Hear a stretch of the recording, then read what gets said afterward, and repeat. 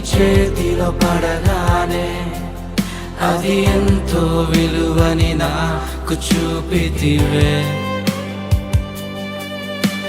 జీవమే లేని నాలోని జీవమును నింపుటకు నీ జీవితాన్నే తారబోసితివే.